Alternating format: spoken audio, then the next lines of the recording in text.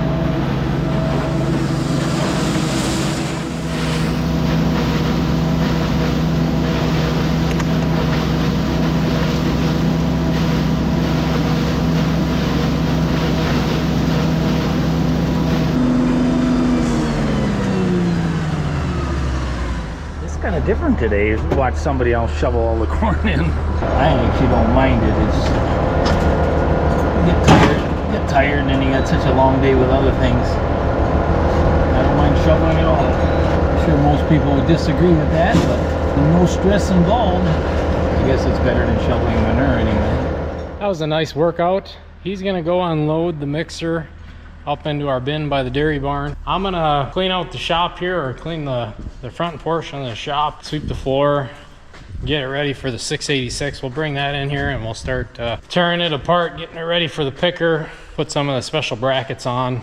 We might end up servicing it. We'll have to look at how many hours are on the oil and go from there. So all in all, get the 686 in here and start getting it ready for the picker.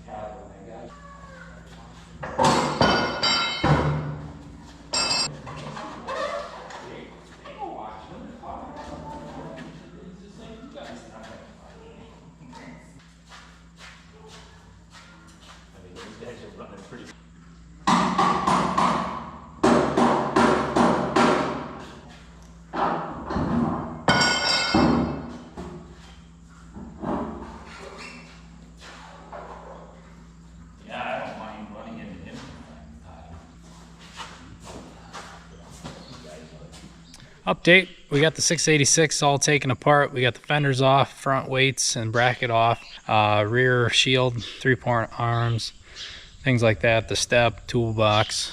Got her pretty bare bones. Dad took it up by our milk house right now. He's gonna pressure wash it off, get it all cleaned up. I blew out the air filter. I think we're gonna change the oil and also the filters. We have them here. We have a fuel filter and an oil filter, so things are moving right along. Dad and I have done this together for the past couple of years, so it's there isn't a whole lot of thinking involved anymore. It's just the time of actually doing it.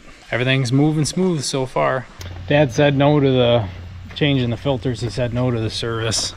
He thinks they can go for a while yet. Looks like we got rain coming, so I'm gonna get the baler put away. And then I'm gonna pull our Oliver out so we can get at our bracket for the picker.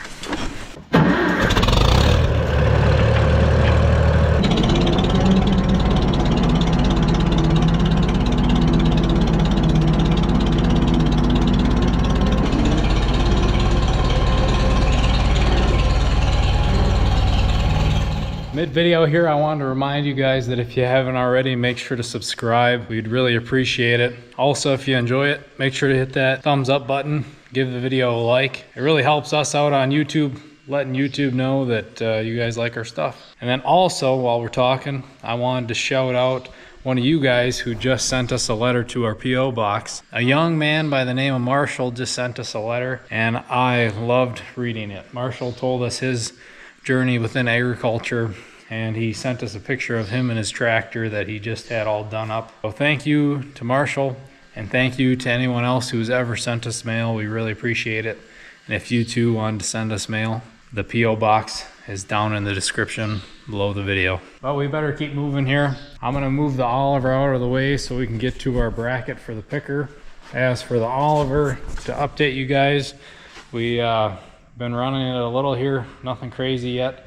As you can see, we got some oil under it. Our gasket maker for our oil pan didn't quite do the job. It still holds plenty of oil to run around the farm, and it definitely does drip a little after it gets hot. But not the end of the world. We're just trying to test it here, see if we can get it to act up again so we can make a decision on if we're rebuilding it or not.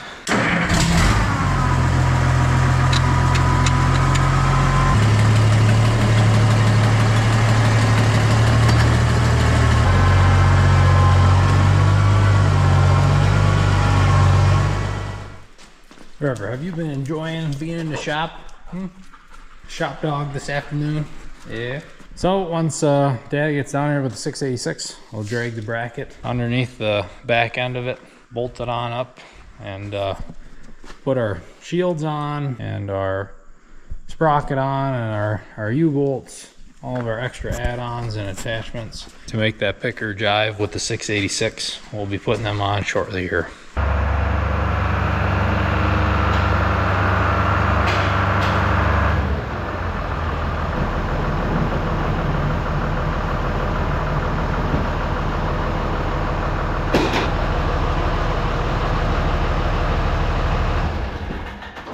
Okay, we got the bracket on the 686. Dad is on his way down to our other shed where the pickers are stored. I got the four-wheeler here with our wagon. We're gonna bring a ladder, nice big long bar, bunch of tools, some grease, and try to get this picker put together. This tends to be the more challenging part of this project, getting everything to line up correctly. And we have an extra step involved here now due to having a lot of straw on the other side of that shed. We have to take the cob elevator on and off, so an added piece of the puzzle.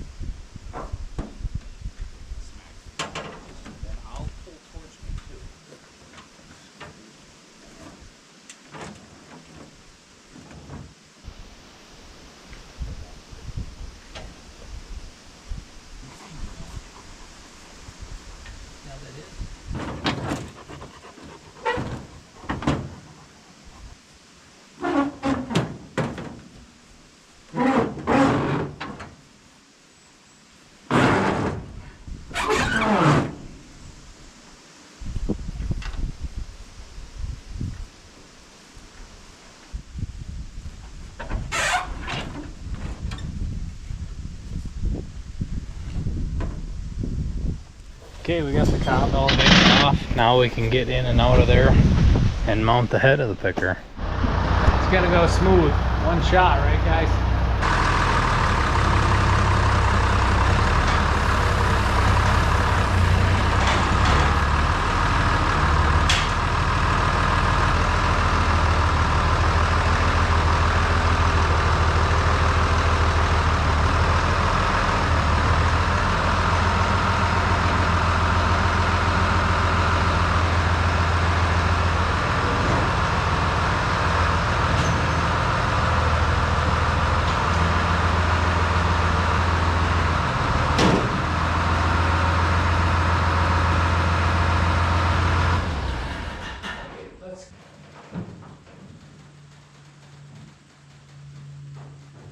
Other way a little bit.